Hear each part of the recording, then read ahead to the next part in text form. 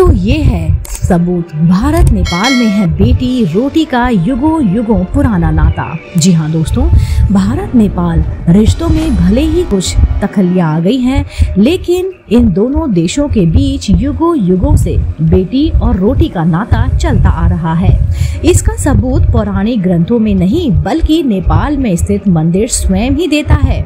आइए इस बारे में विस्तार से जानते हैं कौन है और कौन सा है ये मंदिर और कैसे भारत का इसके साथ है रोटी और बेटी का नाता।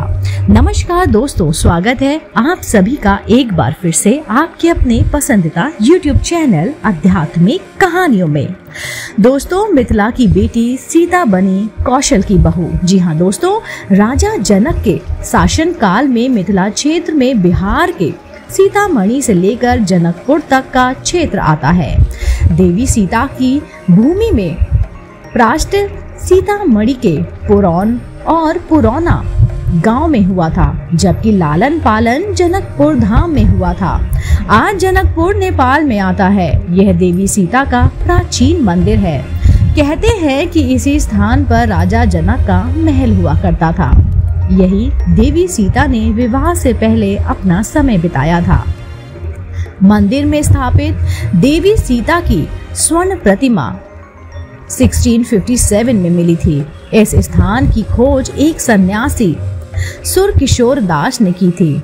आज भी हर साल विवाह पंचमी के अवसर पर अयोध्या से नेपाल के जनकपुर में बारात पहुंचती है।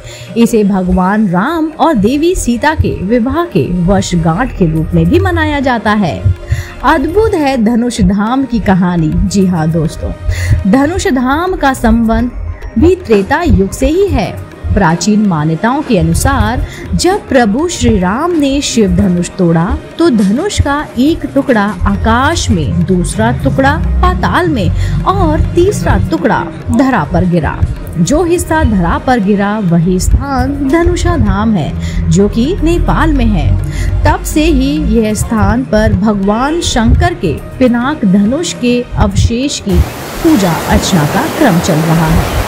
इसी मंडप में हुआ था देवी सीता का विवाह। जी हाँ दोस्तों, नेपाल में स्थित मणि मंडप का संबंध भी देवी सीता और श्री राम से है। पौराणिक कथाओं के अनुसार त्रेता युग में मिथिला नरेश जनक जी के दरबार में राम जी द्वारा धनुष भर्ग के बाद अयोध्या से बारात आई थी। श्री राम सहित चारों भाइयों का विवाह हुआ था।